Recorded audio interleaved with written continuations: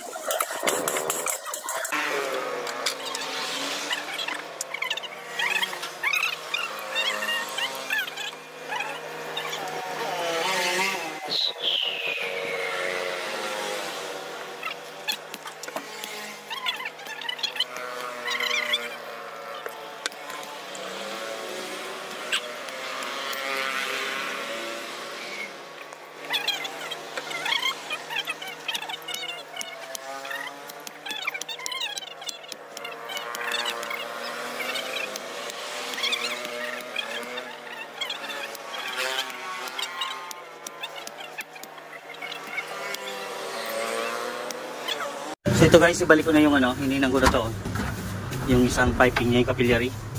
So hihinang ko na lang din yung isa para may kabit na lang.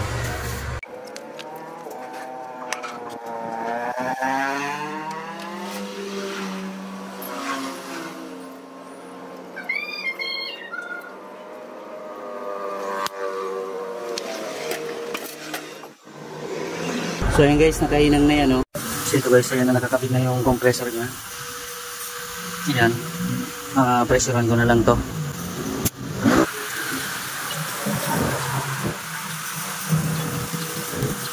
Ayan, pressurean na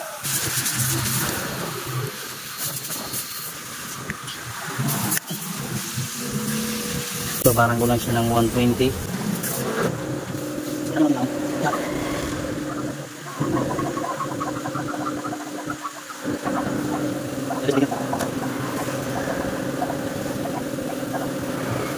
Babaran ko lang muna.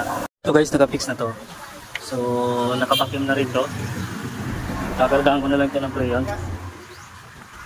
Naka-vacuum na to. So isarado ko na para kargahan ko na ng preyon. So ito guys, palitan din namin na to ng compressor. Walang bomba, mahina na yung bomba nya. So palitan ko, yun na lang, palalagay ko yung sa rep na isa na yun. Yun na lang lalagay kong compressor, punin ko lang to. So ito na guys yung ilalagay namin na compressor. So okay to, running condition to. Tinesting ko na yan. Yung isa sira, wala ng bomba.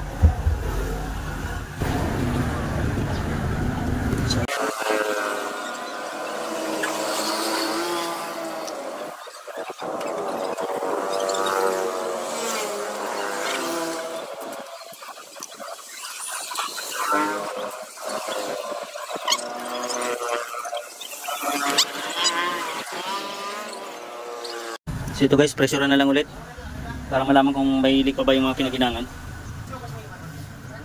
Ito guys, kargahan na namin ng freon. Mamaya. So ayan.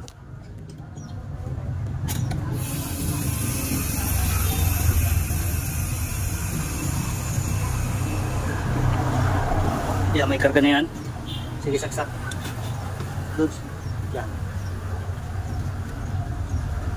So yan guys, gumana na yan oh.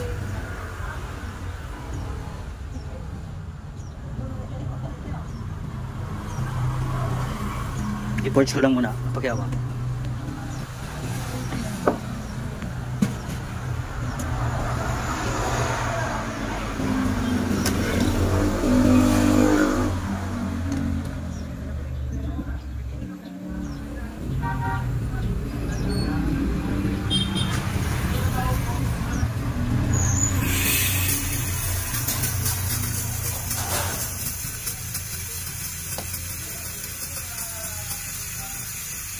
Para matanggal yung moisture niya.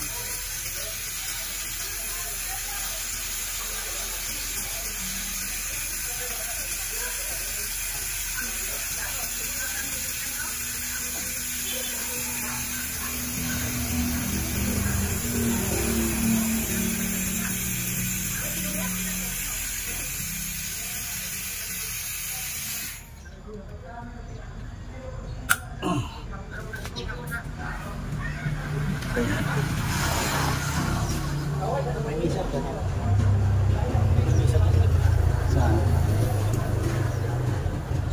So yan guys, nag-umpisa na mag-yelo yung ano niya, oh, piping niya.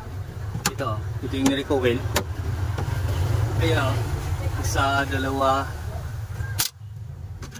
tatlo, nag-umpisa na yung pangatlo. So ayan oh, nag-umiyelo na yung ano niya. So ito guys, okay na to oh. Lagyan lang muna namin ng tubig para ano kung papatigas niya na ba yan. So, pero ito kompleto na to, yelo niya oh. Ito na yung piping niya oh. Ayan, nag-yelo na yan. So ayan, kompleto na rin yung karga nito.